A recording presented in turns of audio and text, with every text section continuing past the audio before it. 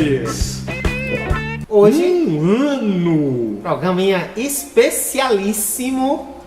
Exatamente, o nosso bebezinho está crescendo! A Lucinete TV, um ano de existência. E não podíamos deixar de comemorar. Isso. E nesse caso, fazendo uma referência, quem vai lembrar vai estar linkado de toda sorte. Exato. Iniciamos com o Batman ano 1, Do Frank Miller. que mostra justamente, né, o início ali da vida do Cavaleiro das Trevas.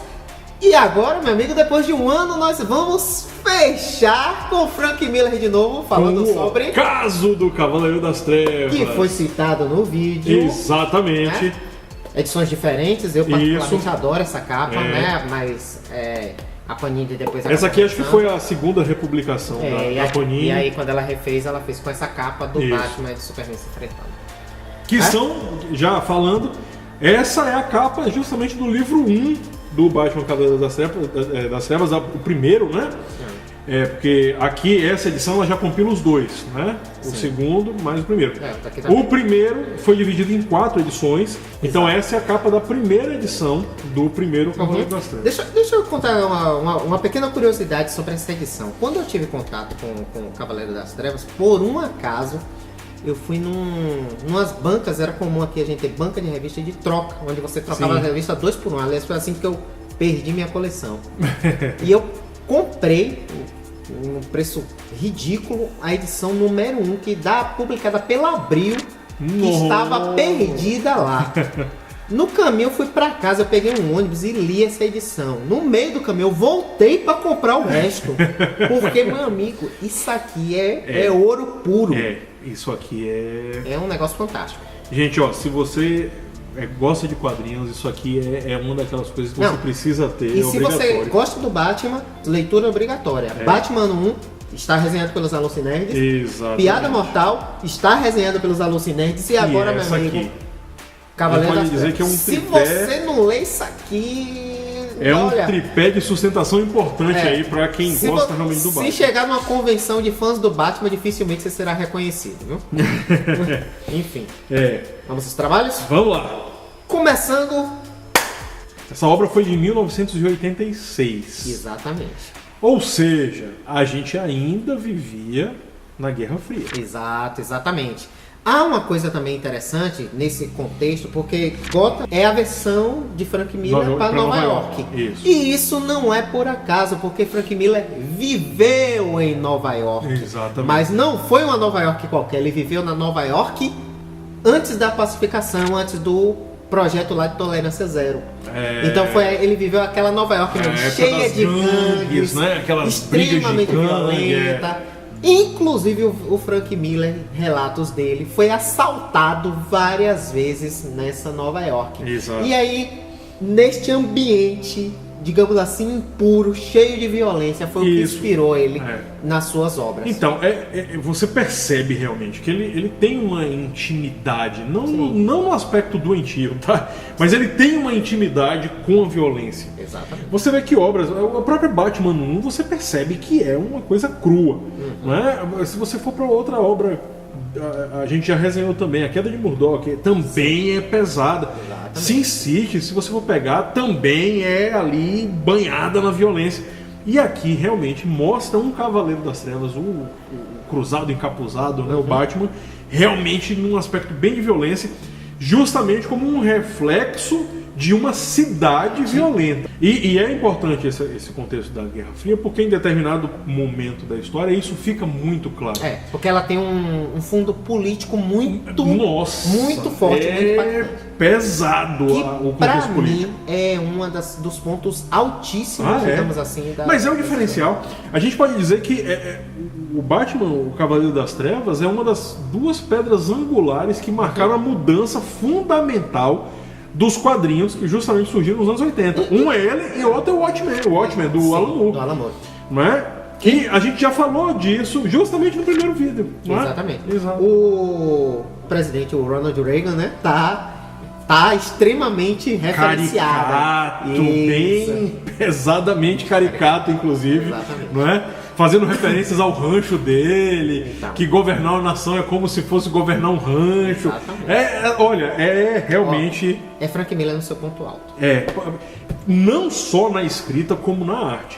Essa arte... Exato, escrita na arte. Exato. Essa arte, ela meio que divide opiniões. A gente vai ter as inserções e tal. Ela divide um pouco opiniões, mas o que eu gosto dessa arte é que ela é caricata. Sim, muito.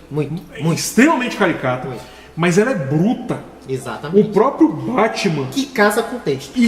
Casa com o texto. Olha, Frank Miller no seu ponto realmente altíssimo aqui. E pegando esse gancho de Yusef, é interessante vocês saberem, a gente vai ter que referenciar muito com os anos 80, para vocês saberem o quão impactante que essa obra ela ainda é, uma obra excelente para ser lida hoje, mas o quão impactante ela foi naquela época. Porque a gente vinha de uma estilo de desenho do Curt Swan, né? Aqueles desenhos redondinhos, anatomicamente perfeitinhos. Traços bem lisos, né? Pouca sombra, aquele sombreamento bem sutil. O que é que o Frank Miller faz justamente nessa obra? Ele quebra isso, então ele bota aquelas, né, figuras mais grotescas, mais musculosas, sim. Porque é justamente o que ele oferece quadradas aqui. Até certo ponto, isso, né? Porque aqui ele oferece um estilo de arte inovador para a época. Você não tinha nada publicado com arte semelhante a isso aí. É o inaugurador, inclusive, do formato Prestige da DC Comics. A DC não tinha até então. Quem inaugura é Cavaleiro das Trevas, porque Frank Miller ele começa a pensar na qualidade das obras da DC Comics, e aí ele sobe o nível.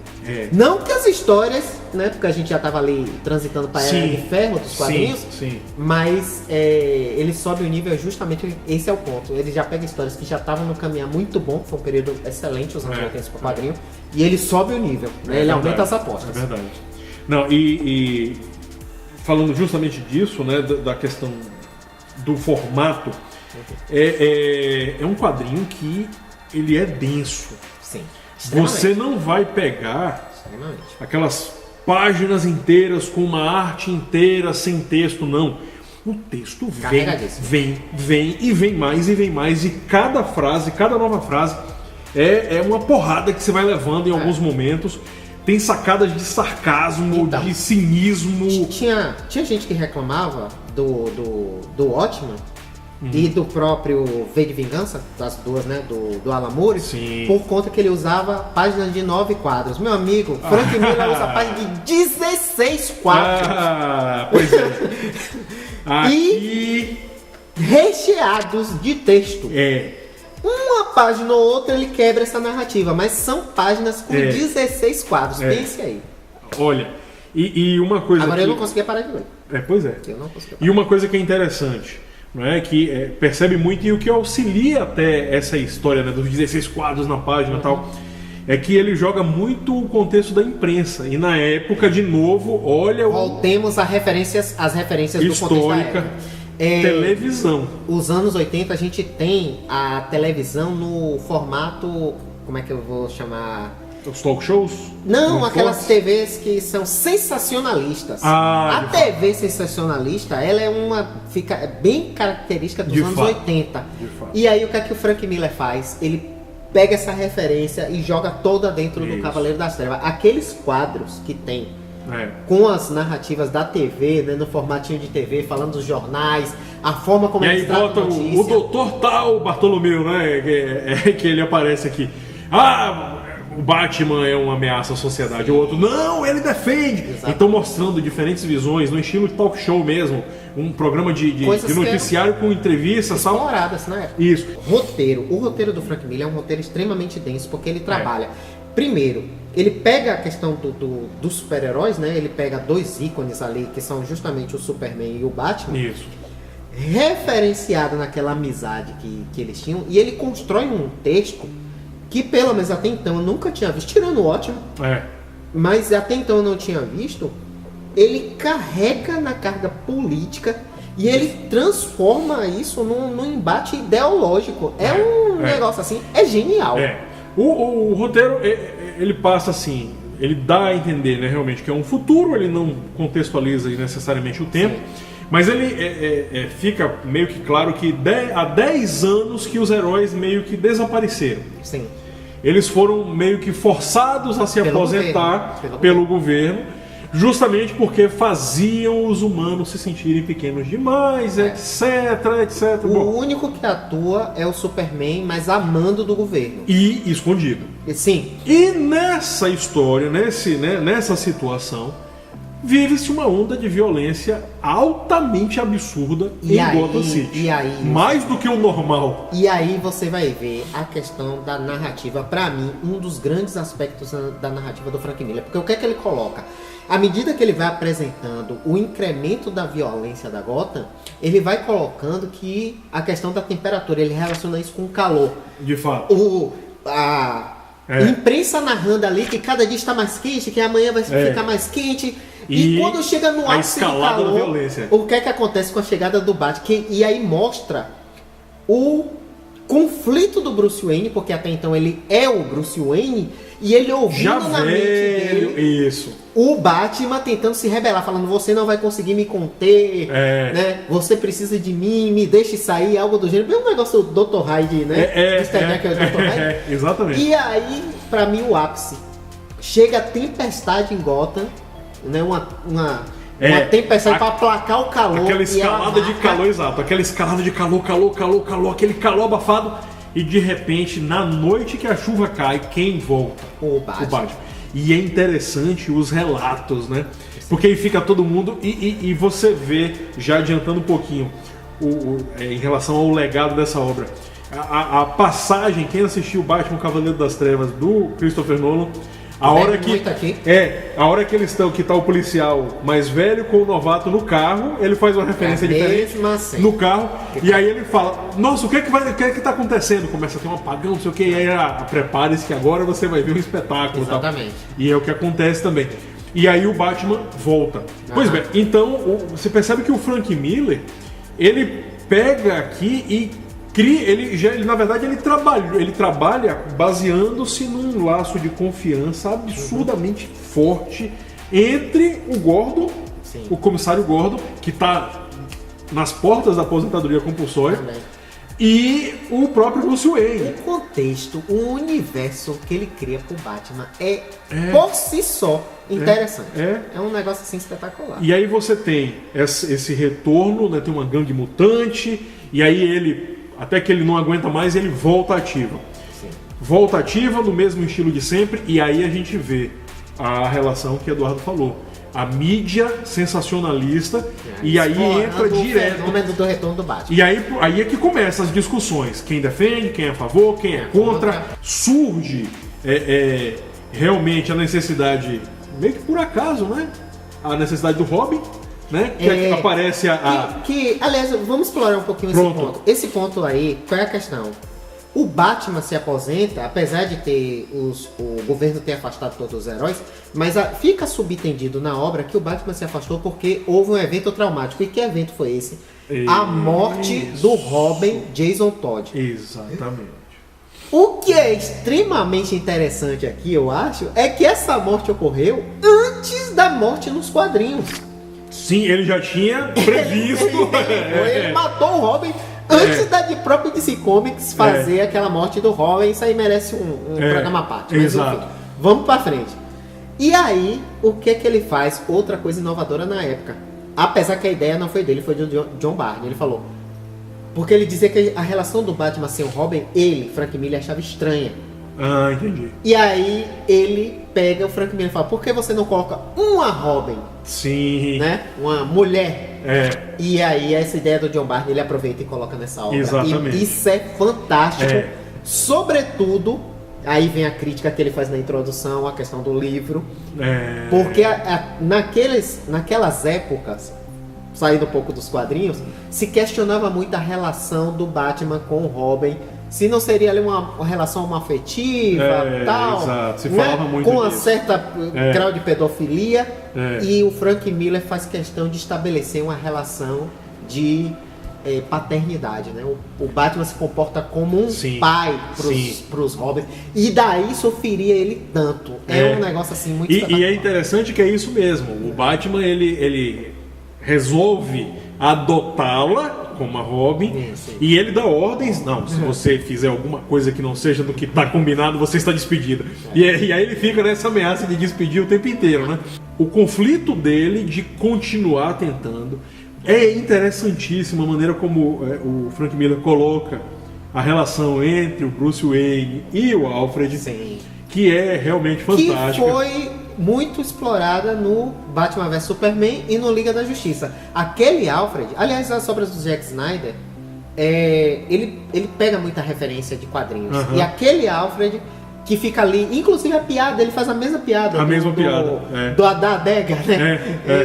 Não é bem da adega, na verdade, é das gerações, que ele fala que não haverá outras gerações Wayne e tal. Isso. É tirada daqui. E o próprio Nolan também, né? A relação lá, volta e meia, aquela piadinha sutil. Eu falo porque o Snyder é mais explícito. Inclusive, o frame da capa, dessa capa que é a edição que você tem este exato frame no vídeo, no Batman vs Superman. E aí o que é interessante, né? Nessa história toda, o Batman volta, cria-se esse absurdo, né? De que, mas agora o Batman voltou. Eu achei que ele era uma lenda. Não, ele voltou. E aí fica naquele conflito. Quem defende, quem é contra, quem é a favor. Não, ele que é a causa da violência. Não, ele combate a violência. E aí nisso, o governo manda o Superman lá. Aparece, resolve esse problema. Vai, converse. E aí é onde fica interessante, porque a questão da censura. Porque o governo ainda utilizava a figura do Superman, o escoteirinho em ação, né? Inclusive, o quadro, né, a sequência narrativa de quadros aqui, para mostrar o presidente conversando com o Superman, ele faz uma mescla, depois a gente bota a imagem, a mescla da bandeira americana com as cores vermelha e amarela do Superman. Porque algumas pessoas não gostam disso, né?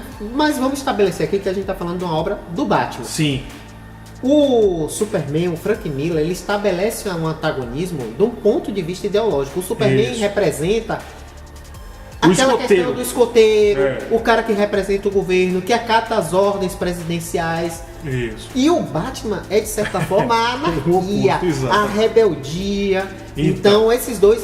Isso é que é interessante, porque ele vai construindo uma narrativa que você vai percebendo, apesar dele se aproveitando... Porque a narrativa começa ele enfrentando Duas Caras, depois o Coringa... Isso. Mas você percebe que a relação do Superman com o Batman não tem jeito, esses dois terão que se enfrentar em algum momento. Sempre vão ser eles são antagônicos pela essência, né? Pela essência. E aí é interessante a história da mídia, porque quando o Superman vai lá, ele não pode ser visto, e aí ele passa, aí tem o relato na televisão, em que a dona de uma banca de revista diz que alguma coisa passou e as revistas todas se embaralharam. E aí é interessante que mostra a repórter, a apresentadora do jornal. Nossa, que interessante! Tão rápido quanto uma bala. Sim. Aí o editor fica falando, olha, cuidado com essas coisas. Porque é proibido se mencionar. Sim. Porque os heróis, eles foram riscados do mapa, digamos assim. Exatamente. Tá tendo, olha a importância da Guerra Fria aí, o contexto oitentista. Tá tendo um conflito em Corto Maltese.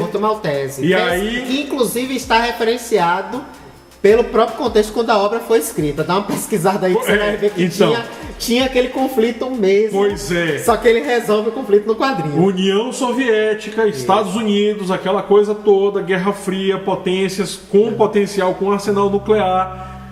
E aí o Superman é chamado. E aí ele vai resolver. E a notícia... Nossa, tá tendo várias alterações climáticas muito estranhas, ventos de mais de 150 km por hora lá na região de Corto Maltese. Na verdade, era o Superman tocando terror. Sim, exatamente. Acabando com tudo que era soviéticos lá. O que eu gosto dessa narrativa é que é interessante, porque os Estados Unidos, obviamente, é uma das primeiras vezes, se não for a primeira, de que um roteirista utiliza o Superman realmente como uma arma, né? dos Estados Unidos. O que o Mark Miller vai fazer depois no... trocar o dono da arma. Red Sun, né? Ele só trocou o dono da Sam, arma. Exatamente. Nós resenhamos também, vai estar Isso, linkado. exatamente. E aí o que é que acontece? Os Estados Unidos obviamente ganham, Isso. só que aí ele mostra o quanto o personagem... Ele não gostava daquele presidente, não tem condições. Porque ele mostra o quanto o Ronald Reagan era sacana, ele aparece num traje anti-radiação, falando, olha, tem uma boa e uma má notícia. Nós ganhamos a guerra lá enquanto Maltese, mas infelizmente os russos soviéticos são péssimos perdedores. E tá vindo uma bomba nuclear explodindo o coração dos Estados Unidos. E é interessante o nome que ele dá, né? O Arauto do Inverno. É isso, exatamente. Gente, aí lógico... Feito para causar danos máximos no meio ambiente. Exato. E aí, no auge ali do combate em Gotham, o Superman consegue desviar. Na verdade, ele leva para um deserto. Ele leva para o deserto, só que a bomba explode, e aí tem as consequências para o próprio Superman. É interessante. É interessante que ele definha. O texto e a arte vai ter as inserções. São. Eu lembro quando eu abri essa página pela primeira vez e eu olhei. É fenomenal. Eu falei o que é isso. E aí tem uma questão interessante que é a questão da colorista. Estamos falando de arte pré-digitalizada. Sim. E o trabalho, que é uma arte meio aquarelada, é espetacular. Não é. É memorável. É memorável. Um negócio fantástico. Né? E aí nós temos na sequência. Vem as consequências da explosão de uma bomba, e era uma bomba realmente grande. Resultado... caos no país inteiro. Na América. Menos é isso. Na América, as consequências... Porque aí vem o pulso eletromagnético. Sim. Apagão geral. E aí eles narram até a noite, né? Aquele inverno nuclear. Né? E o pau tava comendo em Gotham City. Só que Batman, quando ele volta... pacifica a cidade. Ele pacifica a cidade, do jeito dele. Que essa referência, a meu ver... é aquela questão da Nova York que a gente já falou quando teve o apagão em Nova York. Sim. E aí tanto que ela fala no país inteiro, caos no país inteiro, menos em Gotham City. Em Gotham City. Por quê? Porque o Batman não deixa. No escuro, mas tá tudo bem. Na verdade, o Batman sozinho não. Aí veio um conceito interessante que o Grant Morrison usou na corporação ele como Batman. Inspiração para outro. Isso. O Batman realmente inspirando e ordenando a ação, coordenando a ação. Que o Nolan utiliza isso nos filmes dele, né? Também, aparece os fantasiados de Batman. Exatamente. Tá referenciado. Exato. E aí, bom, o embate é inevitável. E aí, minha amiga, ele pula pra mim. E aí, meu problema com o filme. Aqui você tem o verdadeiro Batman vs Superman. O texto do Miller, a arte, é um negócio assim. Acho que não dá pra reproduzir. Não. Só lendo. Não tem como. O embate dos dois, porque o embate não é só um embate físico, e aí é que acho que tá o problema. É ideológico, psicológico. Eles conversam, tem um discurso. O discurso do Batman no momento final, adiantando, a HQ do Batman. O Batman derrota, e tem 30 anos, viu? Então, o Batman, obviamente, derrota o Superman. E o discurso dele, quando ele derrota o Homem de Aço, é um negócio que me impacta até hoje. Não, olha, vamos lá, né? Enfim, ele fala assim, os tempos passaram, tal, eu me tornei um risco político e você uma piada. Gente, chega a arrepiar, velho. Lembre-se da minha mão. Da minha mão. Eu não vou te matar não, mas é pra você lembrar a mão da pessoa que poderia te matar. Que derrotou você. Na sua garganta. Exatamente. Olha, como eu disse, isso aqui isso é uma experiência única. Ouro puro. Se você tiver oportunidade, leia. Se nunca você leu Cavaleiro das Trevas, leia. Porque é uma lacuna, tá lá nas 100 coisas que você tem que fazer antes de morrer. Tem que contabilizar isso, que você já falou isso algumas vezes, vamos ver quantas... Faltam as 90 aí. É bem verdade, tá? Deixando uma ressalva. É opinião pessoal nossa. Sim. A qualidade do Batman Cavaleiro das Trevas 2 já... Nunca li. Então, eu li, não gostei muito. Nunca li. Talvez eu acho que nunca lerei. Gente, eu vou aproveitar, vou confessar uma fraqueza aqui. Eu gosto tanto dessa obra. Eu acho a edição tão perfeita que eu não tenho coragem de ler o que veio depois. Não tenho. Não tenho. Aquela história, né, que a continuação nunca é Não tão boa tenho, quanto a não original. tem como, De fato. não tem como. Eu falei, não tem como eu superar isso aqui. Eu não li o que veio depois. Cavaleiro das Trevas 3 saiu recentemente nas Sim, bancas, e né? vai sair numa edição, porque essas edições nossas são edições definitivas. Mas já não é tão vai definitiva sair assim. uma definitiva com a edição Com 3. mais uma vai ficar, né? Vai engrossar um pouquinho mais. Vai virar quase um do inferno isso aí. Então, mas olha, é uma obra. A gente já falou do legado ao longo que foi falando, né? Realmente, o Zack Snyder bebeu aqui, bebeu muito. O Christopher Nolan, ele bebeu das duas obras que a gente já falou. Eu acho que o grande legado, né? Tirando esses todos que estão sendo citados aqui, a obra em si. Estabeleceu o Batman. Antes dessa história, você tinha um Batman, né? Que não era ruim, mas era outra coisa. De fato. E com o Frank Miller, esse Batman é o Batman até hoje. Essa obra tem 30 anos. Mas O Superman do Barney, que eu gosto muito, já não é mais o mesmo Superman, já foi modificado várias vezes. Mas o Batman é o mesmo Batman, o cara estabeleceu o Batman definitivo. Ele canonizou, realmente. Porque, gente, é essa visão, como você bem falou. Uma visão mais realista. E o Batman é o anarquista. Porque ele tá preocupado com o resultado. É bem verdade que ele fala isso aqui, não é? Que ele tinha estabelecido uma linha anos atrás, que ele não mata. Sim. É bem verdade que ele quebra essa linha. Sim, exatamente. O Batman Quer dizer, não necessariamente ele, mas ele chega perto. Não, mas ele mata um mutante. Então, ele mata o Coringa. Mas é isso, o Coringa ele não mata. O Coringa se contorce e quebra o próprio pescoço. Não é? De fato. Mas teve o mutante. Isso. Acho que o Frank Miller ele se perde só nesse detalhe. Porque lá adiante, depois ele fala: não, eu tinha falado, eu não posso cruzar essa linha. Mas ele já tinha dado um tiro. Funciona. Não, é perfeito, perfeito. Mas, de fato, o embate dele com o Coringa é fantástico. E é o tempo inteiro o texto pesado.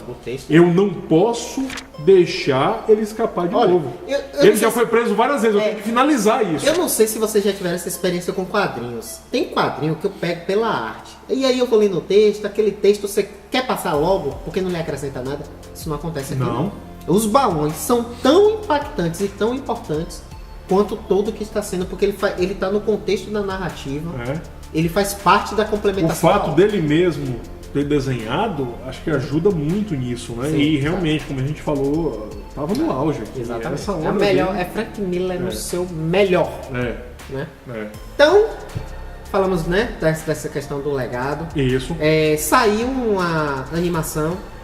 A animação eu acho até certo ponto bastante fiel ao... Sim, tem bastante coisa fiel ao quadrinho. Mas aí, opinião pessoal, eu já achei quem goste. Eu não gosto da animação no que é o ponto 1 do fechamento. Né? Que seria a queda, a quarta, seria equivalente à quarta edição, que é a queda do morcego, né? Dark Knightfall.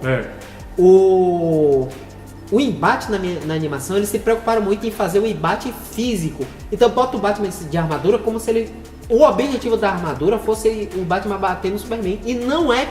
No quadrinho, o Frank Miller deixa bem claro. Ali o Batman precisava se proteger durante e ganhar tempo.